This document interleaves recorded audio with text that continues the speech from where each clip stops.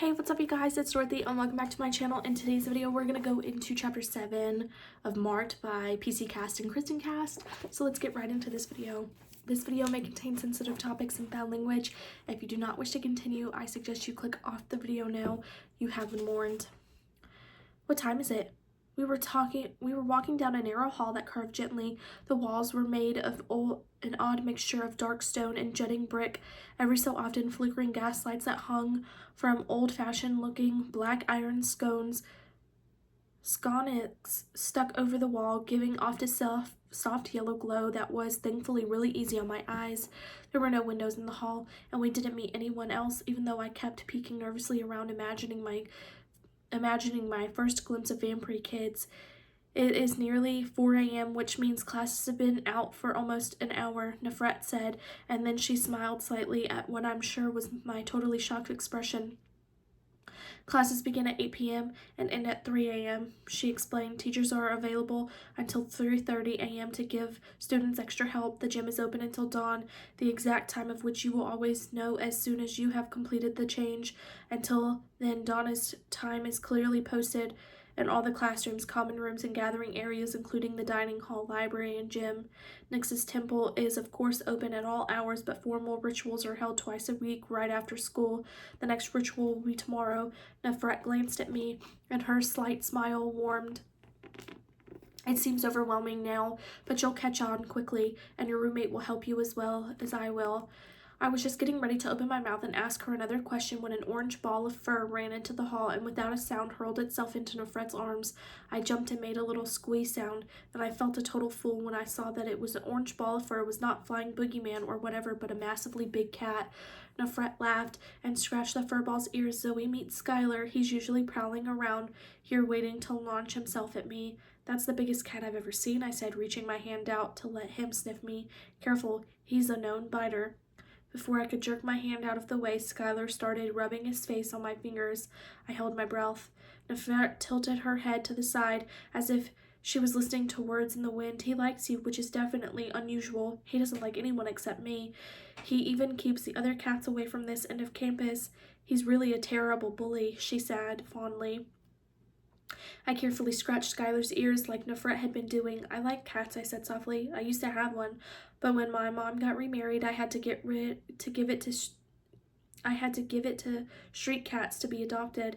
John, her new husband, doesn't like cats. I found that the way a person feels about cats and the way they feel about him or her in return is usually an excellent gauge by which to measure a person's character. I looked up from the cat to meet her green eyes and saw that she understood a lot more about a freaky family issue than she was saying. It made me feel connected to her, and automatically my stress level relaxed a little. Are there a lot of cats here? Yes, there are. Cats have always been closely allied with vampires.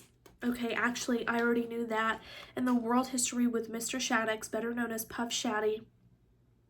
But don't tell him. We learned that in the past, cats had been slaughtered because it was thought that they somehow turned people into vampires. Yeah, okay, talk about ridiculous, more evidence of the ridiculous of humans. The thought popped into my mind, shocking me by how easily I already started thinking of normal people as humans, and therefore something different than me. Do you think I could have a cat? I asked. If one chooses you, you will belong to him or her. Chooses me? Nefret smiled and stroked Skylar, who closed his eyes and purred loudly. Cat chooses us when we don't own them. As if to demonstrate what she said was true, Skylar jumped out of her arms and with a stuck-up flick of the tail disappeared down the hall. Nefret laughed. He's really awful, but I do adore him. I think I would even were it not part of my gift from Nyx. Gift? Skylar is a gift from the goddess. Yes, in a way. Every high priestess is given an affinity, what you would probably think of as special powers by the goddess. It's part of the way we identify our high priestessness. The affinities can be unusual cognitive skills like reading minds or having visions and being able to predict the future, or the affinity can be for something in the physical realm, like a special connection to one of our 4 elements, or to animals. I have 2 goddess gifts. Main affinity is for cats. I have a connection with them that is unusual even for a vampire. Nyx has also given me an unusual powers of healing, she smiled, which is why I know you're healing well, my gift told me.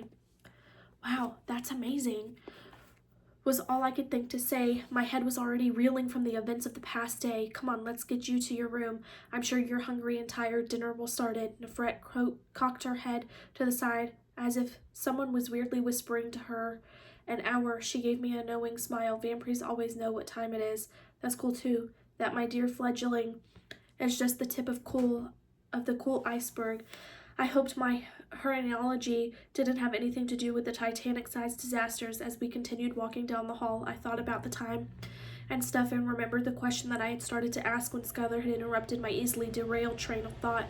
So wait, you said that classes start at 8 at night? Okay, I'm usually not this slow, but some of this was like speaking a foreign language to me. I was having a hard time getting it.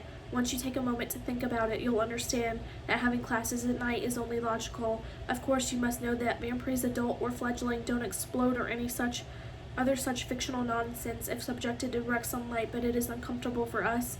Wasn't the sunlight already difficult for you to bear today? I nodded. My Maui gems didn't even help much. Then I added quickly, feeling moronic again. Maui gems are sunglasses. Yes, Zoe, Nefret said patiently. I know sunglasses very well, actually. Oh God, I'm sorry. I broke off, wondering whether it was okay for me to say God. Would it offend Nefret, a high priestess, or who wore her goddess's mark so proudly? Hell, would it offend Nyx? Oh God, what was about saying hell? It was my favorite cuss word ever. Okay, it was really only the cuss word I used regularly. Could I still say it? The people of faith preached that vampires worshipped the false goddess and that they were mostly selfish, dark creatures who cared about nothing except money and luxury and drinking blood, and they were all certainly going straight to hell. So wouldn't that mean I should watch how and where I used Zoe? I looked up to find Nefret studying me with a concerned expression and realized that she had probably been trying to get my attention while I'd been babbling inside my head. I'm sorry, I repeated. Nefret stopped. She put her hands on my shoulders and turned to me.